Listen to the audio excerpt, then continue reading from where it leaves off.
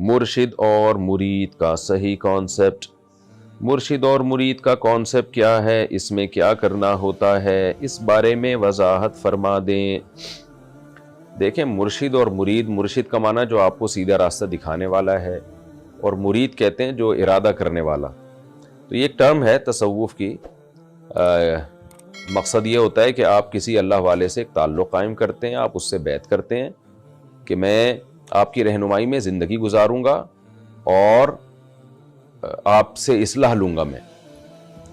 تو یہ جو اس کا کانسیپٹ ہے وہ تو شریعت ہی کے مطابق ہے، لیکن اس میں بہت ساری خرافات آ گئی ہیں. تو اس کا جو اصل کانسیپٹ ہے وہ یہ ہے کہ انسان کسی سے کاؤنسلنگ لے، کسی کو اپنا مینٹور بنائے. اس سے بہت فائدہ ہوتا ہے. جیسے صحابہ کرام کے مینٹور رسول اللہ صلی اللہ علیہ وسلم تھے. ہم سب کے ہیں نبی صلی اللہ علیہ وسلم، اصل میں تو آپ صلی اللہ علیہ وسلم ہی ہیں. لیکن پریکٹیکلی جب انسان اپنے آپ کو کسی کے حوالے کرتا ہے نا، جیسے تابعین نے اپنے آپ کو صحابہ کے حوالے کیا.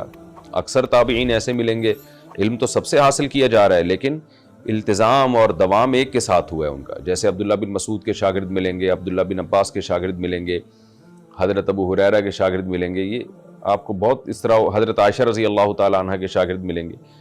تو علم کے لیے تو سب سے رابطہ کیا جاتا ہے جہاں سے بھی علم ملے، لیکن اپنی اصلاح کے لیے تجربے سے یہ بات ثابت ہے کہ جب آپ کسی ایک کو اپنا مرشد بناتے ہیں تو اس کی برکات اور اس کے فائدے زیادہ حاصل ہوتے ہیں. آپ کی توجہ ایک جگہ مرکوز رہتی ہے. لیکن اس میں یہ ضروری ہے کہ دو چیزوں کا سمجھنا بہت ضروری. ایک یہ کہ جس کو آپ مرشد بنائیں یا جس کو آپ اپنا پیر بنائیں وہ شریعت پہ عمل کرنے والا بھی ہو اور علم بھی رکھتا ہو اسلام کا. کیونکہ آپ اس کو جو اپنا بڑا بنا رہے ہیں اس لیے تاکہ اسلام پہ چلیں آپ. تو جو خود ہی نہیں اسلام پہ چلے گا وہ آپ کو کہاں سے چلائے گا؟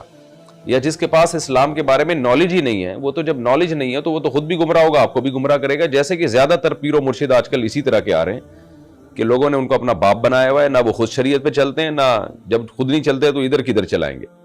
دوسری بات یہ کہ یہ آپ کے دماغ میں کانسیپٹ ہونا چاہیے کہ میں اس کو پھر اسلام پہ چلنے کے لیے کر رہا ہوں، اس کو میں اسلام پہ چلنے کے لیے. تو اگر اسلام پہ نہیں چلا رہا ہوا آپ کو، بعض پیر و مرشد کہتے ہیں علماء سے مسائل نہ پوچھو. تو بھائی مسائل کا علم تو علماء کے پاس ہے. جب مسائل نہیں پوچھیں گے تو پھر غلط چیز پہ آپ چلاؤ گے ہم کو. تو اسلام پہ چلنے کے لیے اگر اس کی صحبت میں رہ کے اسلام کے علاوہ کسی اور چیز پہ چلنا شروع کر دیا آپ نے، بدعتوں میں انوالو ہونا شروع ہو گئے، تو یہ پھر جہالت ہے. فوراً تعلق ختم کرنا پڑے گا آپ کو، جائز نہیں ہے.